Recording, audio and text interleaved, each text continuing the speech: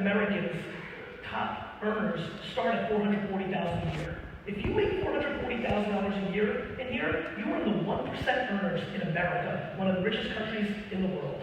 We're fucking confused, my friends. There's people here that are 29 that think their life's fucking over next year because they're gonna turn 30 and they don't have their shit figured out.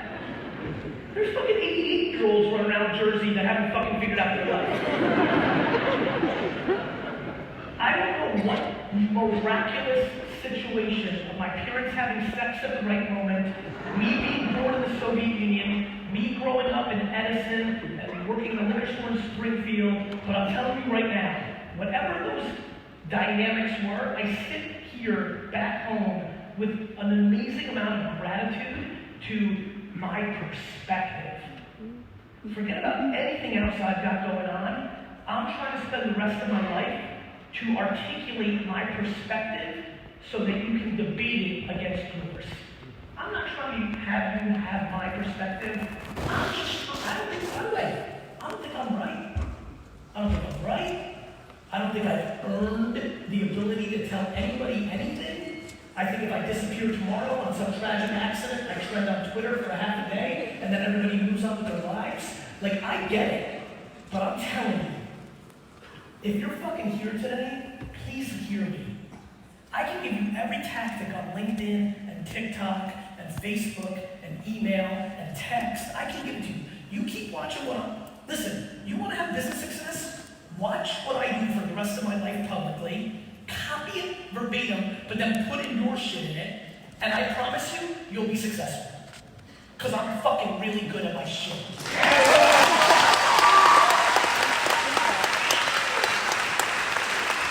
That, my friends, is not the interesting part. The interesting part is, why can I do what I do? Why am I not scared to make content on TikTok when it's all teenage people, right? Why am I willing to spend a ton of time having a ton of different shit going on, and if something fails, I don't give a fuck? I have VaynerMedia, I have VaynerSports, I have empathy, I have a million things going on. Inevitably, some of those things are gonna fail. Things that shouldn't fail, but they're going to. When you have 87 things, you're not gonna go 87 and 0. My ability to deal with your judgment when I go 70 and 13 is my strength. Why are you only doing one thing? Why don't you do shit? Because you're fucking scared. The question is why? Like, I'm just trying to get to why. Like, who? Like, who's gonna cast judgment? My friends, every person here that's not 100% happy, including myself, is not doing something because of judgment of somebody else. 100. That's the fucking game.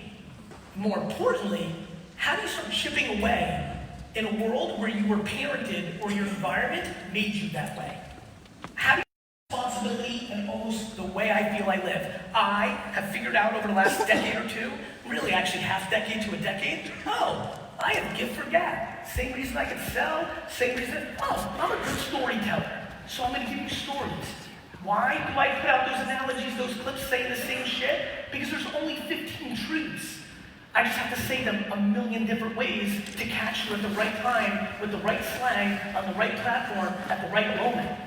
Woo! I appreciate you too.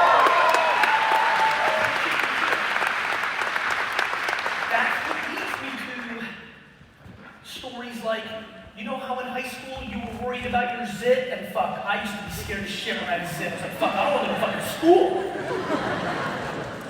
What I learned through life was, nobody gave a fuck about my zit. They were worried about their zit. Why do I tell that story? Because right now, people here are in debt or can't do something because they're just staying above ground. But that's because they bought a house that was too expensive, not using rooms in that house, and they don't have the humility to sell that house and go back to rent because they don't want their friend from high school or their grandma to judge them because we manifested that you have to own a home. And if you did, and now you're not just staying above water and you sold that home and moved into a shittier neighborhood or a smaller house or rented, now your actual life can open up. But no, the ideology of owning a home and the inability to take a step backwards to 3 steps forward is going to make you unhappy till the end. Come on, Larry! Yes!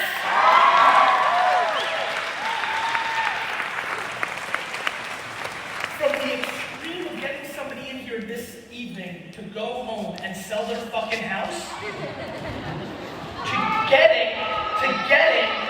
getting one of you to not buy a pair of Off-Whites that you can't afford, in those 2 extremes are no different than fucking Sally Pants 98 to your mom.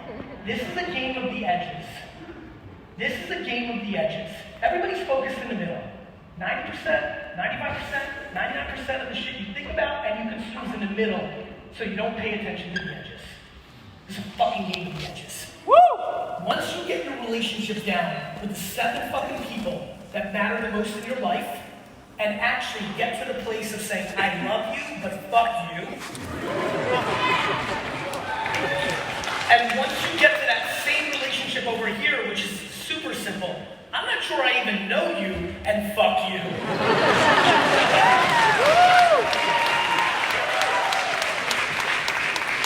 That's the game. Now, don't confuse fuck you. Let me explain what I mean.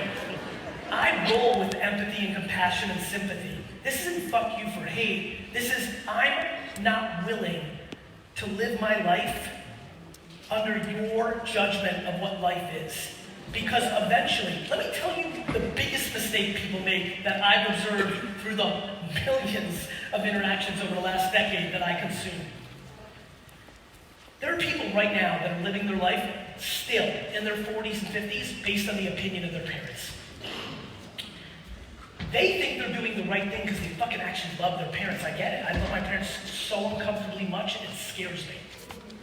But they live it because they're appeasing lawyer, 2 kids, living in this area, doing this job, don't take risks because we told you not to. We came from a generation that didn't, so you're doing that. Or I was once an entrepreneur and fucked it up, and so we were scared, so now you don't do that. They live for their parents. They think it's good because everything's good because you're doing what your parents want. You feel like it's good. And then life keeps going. And then what starts happening is they start to resent their parents. Because now they're popping to their 50th birthday, their 60th birthday, their 65th birthday. They get a health scare. And they're like, fuck. I'm not doing what I want to be doing. My friends, until our society, and this country especially, redefines success in being happy, not being rich, everybody will continue to go down the path that we're seeing in our society of depression, anxiety. I believe in the most. Do I believe that there's people here that are lucky, that are talented and love something, and they build a business that they actually love that process and it makes them a lot of wealth? Yes, I do. I'm one of them. I genuinely love my shit. I love it the most. Thank God it also manifested in financial success. But if you watched my behavior, you would realize it's the chase. When and if the Jets win the Super Bowl before I buy them, when and if the Jets win the Super Bowl before I buy them, you're going to see a video of like 61-year-old me being, fuck, now I got to buy the Knicks. What I realize about me, about why do I love garage sailing? Why have I probably rolled up some people in this room's house to buy shit over the last 10 years? It's because I love the hunt. I wake up at 5 o'clock in the morning on a Saturday after working 90 hours a week because my hobby is to go to fucking Old Wick townwide sale or fucking Metuchen's townwide sale 2 times a year to go through people's trash and buy shit for $1 that's worth $7. Not because of the $1 and the $7, but because maybe, just maybe, this is the day that I roll up at somebody's house and find a rare 1947 Cracker Jack Green Lantern ring worth $80,000. And even the $80,000 doesn't mean shit. I get paid more to stand right here than that. I just want the fucking hunt. I want the fucking game. I want to be the greatest entrepreneur of all time. That's why I'm giving back so much to you, because I don't think the greatest entrepreneur of all time is just the guy or gal that makes the most money. I think it's the one that brings the most value back to the system. And it's, it would be awesome.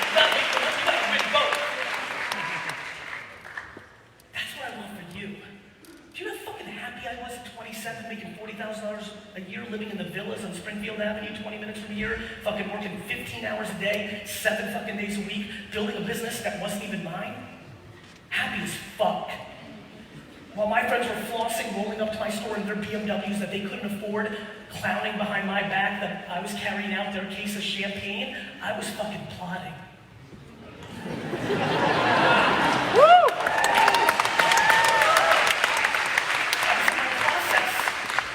I was 27. I was 32. You guys think I'm successful now?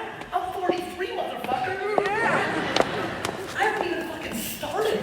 I'm being serious. I feel the same way right this second that I did 20 years ago in that store. I'm plotting. I'm processing. I'm enjoying my game. And if I overextend myself and the economy crashes harder than I thought and it all goes back to zero, I deserve it. I love this game so much, even if it comes to a situation where I have to pay the price of playing it wrong. When we lose an account, when somebody quits that I don't want to, when something investment goes to zero, I get secretly excited. Like, you know those weird fucking movies where, like, there's that scene where, like, the person gets punched in the fucking mouth and you think they're gonna die, and then they kind of go this way, and then they come back and look at you, and like the blood's coming down, and the shit, and they're just looking at you, and now they're like, oh, now I'm fucking mad. That's how I live my life. Every time something bad happens, I'm more happy than when something good happens. Do you know how much I hate where I'm at right now? Where now I'm overrated, not underrated? Anything, if I announce tomorrow that I'm starting a candle company, 90% of people will be like, he knows something. I'm gonna buy some fucking candles too. I'm fucking overrated now, and I fucking hate it. I might move to China and get the fuck out. I like being underrated. I'm underrated. I was an immigrant. I didn't speak English. I fucking lost my whole life. That's why I'm winning now. My friends, this is a fucking game. You want to fucking win in life? Fall in love with losing. Because most people here are scared of it. I love bullying. You know who my favorite tennis player is? Novak Djokovic. You know why? He's a great player. You know why? If you happen to watch Wimbledon this year, you know exactly why. That whole fucking stadium was rooting for Roger Federer. The whole place. And when that motherfucker beat him, he ate that grass, and what he was really saying was, fuck you. I'm on some underdog shit while people are running around wearing LeBron and Steph Curry jerseys. Let me say it one more time for the kids in the back. I'm on some underdog shit while everybody else is wearing jerseys of winners to make them feel like a winner.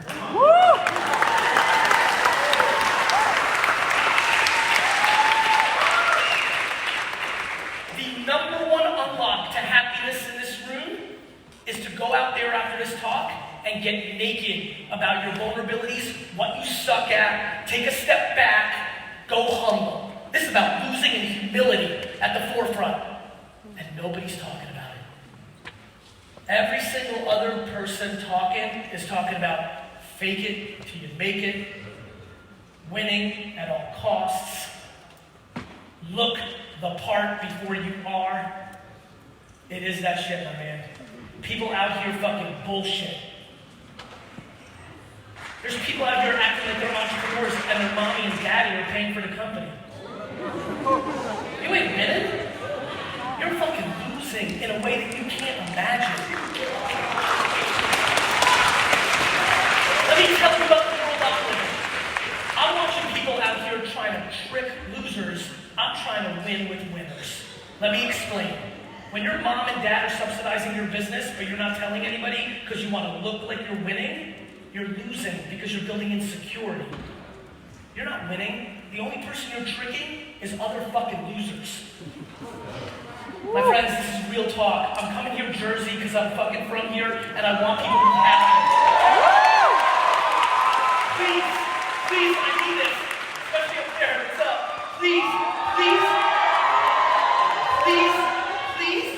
Please do not confuse the last 15-minute rant with audacity or bravado or ego. Please Just know that's my communication style, and reread the words when you get back home. This is about love. I'm trying to get people to win. I'm watching real deep sadness, and it's not because of social media. Social media is not making you sad. Your insecurity is making you sad.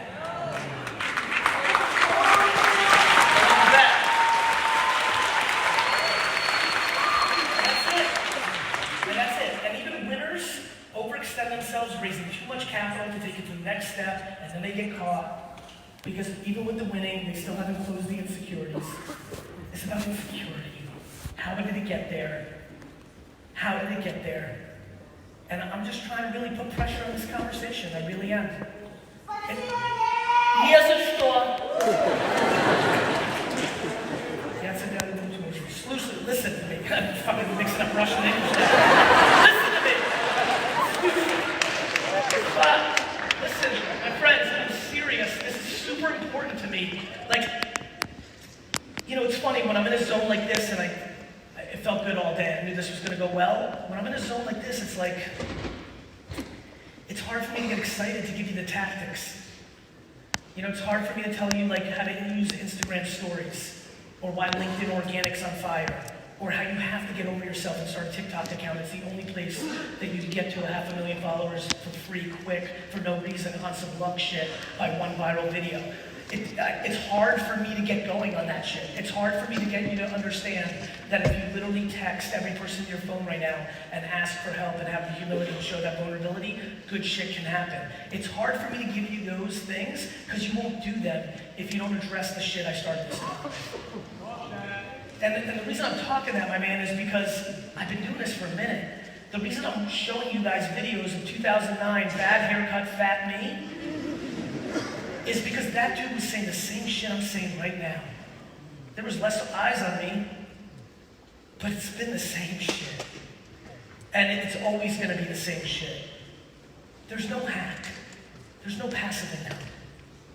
Let me say it one more time. There's no passive income. There's no system. There's no system that's gonna allow you, if you're making money, you gotta watch your money. What, are you gonna lay on a beach and something's gonna be, an algorithm and system are gonna take care of it? Even fucking when people do real estate well, you think that's passive? Tell people that own real estate how passive it is when there's a fucking leak in the bathroom. Or when the maintenance man quits. Or a tornado takes it out. What the fuck are you guys talking about? There's no fucking white tape thing here with a marker that I can show you some system. Zero. There's no system. You want to build something? It's hard work and talent.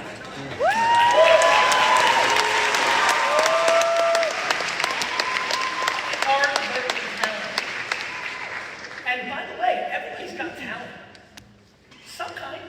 Some talent manifests in bigger dollars than others, no doubt. But honestly, here's the unlock. Once you stop chasing, you know how many people are chasing cryptocurrency, cannabis, blockchain, because they think there's money there and have no idea what the fuck they're talking about? I do, because I talk to these fuckers every day. You ask them one big, yo, I'm a blockchain expert. You ask them one question, they're fucking lost. Yo, I'm Gary Vee. I'm starting a CBD brand. I'm like, good, bro. Knock yourself out. People just talking bullshit. Bullshit. Fuck. Please take my energy here today, because it's on rare form, to get happy. Just get happy, yo. Like, the biggest confusion in America in 2019 is that money is happiness. Biggest. And I know what's going to happen. It's going to post on YouTube, and I'm going to read the comments and be like, yo, easy for him to say, I'm rich, but I'll cry in my Ferrari. Until you're crying in your Ferrari. You know how many fuckers I know that cry in their Ferrari? A lot. Because I know a lot of rich people. And they're sad as fuck. And when you have money and you're sad as fuck, real bad shit happens. Because that shit goes from cognac and weed to cocaine and guns in your fucking mouth. My friends, it is time, once and for all, to fucking cut the bullshit. We need to start talking about happiness.